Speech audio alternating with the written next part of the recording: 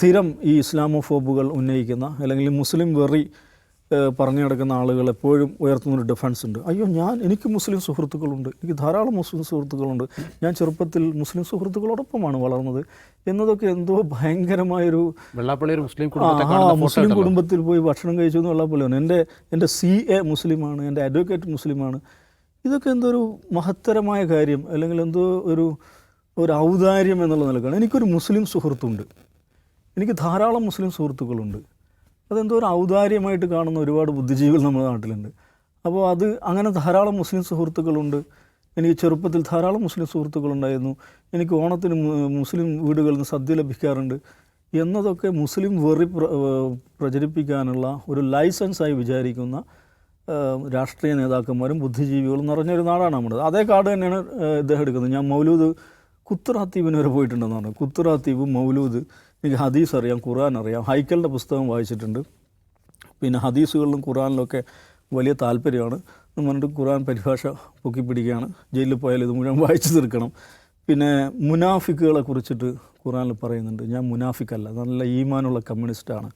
മുനാഫിക്ക് എന്ന് പറഞ്ഞാൽ കപട വിശ്വാസി, ഞാൻ കപടനല്ല, ഞാൻ നല്ല ഈമാനുള്ള കമ്മ്യൂണിസ്റ്റാണ്. ഇതൊക്കെയാണ് അദ്ദേഹം പറഞ്ഞ കാര്യങ്ങൾ.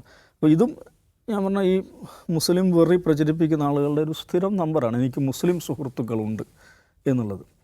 മുസ്ലിം സുഹൃത്തുക്കളുണ്ട്, ഒന്നാമത് മുസ്ലിം സുഹൃത്തുക്കളുണ്ട് എന്നുള്ളത് എന്തോ ഒരു ഭയങ്കരമായ ഒരു കാര്യം, എന്തോ അവർ ചെയ്തു തരുന്ന എന്തോ ഒരു ഔദാര്യം എന്നുള്ള നിലക്ക് സാമാന്യമായ ഒരു സമൂഹത്തിൽ ജീവിക്കുന്ന എല്ലാ മനുഷ്യർക്കും എല്ലാ മതവിഭാഗങ്ങളും സുഹൃത്തുക്കൾ ഉണ്ടാകണം. അത് പ്രത്യേകമായി എടുത്തു പറയുന്നു. അതെൻ്റെ ഒരു മഹത്തായ നേട്ടം, എൻ്റെ മഹത്തായ ഒരു ക്വാളിറ്റിയായി ഒരാൾ എടുത്തു പറയുന്നുണ്ടെങ്കിൽ തന്നെ സംതിങ് റോങ് വിത്ത് ദാറ്റ്. അതെന്തിനാണ് പറയുന്നത്? അങ്ങനെ എല്ലാ നമ്മൾ ജീവിക്കുന്ന ഒരു ബഹുസ്വര സമൂഹത്തിലാണ്. എല്ലാ വിഭാഗം ജനങ്ങളും മതവിഭാഗങ്ങൾ ജീവിക്കുന്ന ഒരു സമൂഹത്തിലാണ്. ആ സമൂഹത്തിൽ ജീവിക്കുമ്പോൾ എനിക്ക് ഒരു പെർട്ടിക്കുലർ കമ്മ്യൂണിറ്റിയിൽ സുഹൃത്തുക്കളുണ്ട് എന്നുള്ളത് ഒരാളുടെ മഹത്വമായിട്ട് അയാൾ മൈക്ക് കെട്ടി വിളിച്ച് പറയുന്നുണ്ടെങ്കിൽ there is something wrong with that. അതൊരു ഡിഫൻസായി മുന്നോട്ട് വെക്കുക എന്ന് പറയുന്നത് അത് വേറൊരു വഷളൻ ഏർപ്പാടാണ്. ഇത് എല്ലാവരും ഉന്നയിക്കുന്ന ആ നമ്പർ തന്നെയാണ് അദ്ദേഹം ഇതിൽ ഉപയോഗിച്ചത്. പക്ഷേ എൻ്റെ എപ്പിസോഡ് എന്താണ് ഇതിൽ വന്നിരിക്കുന്നത്?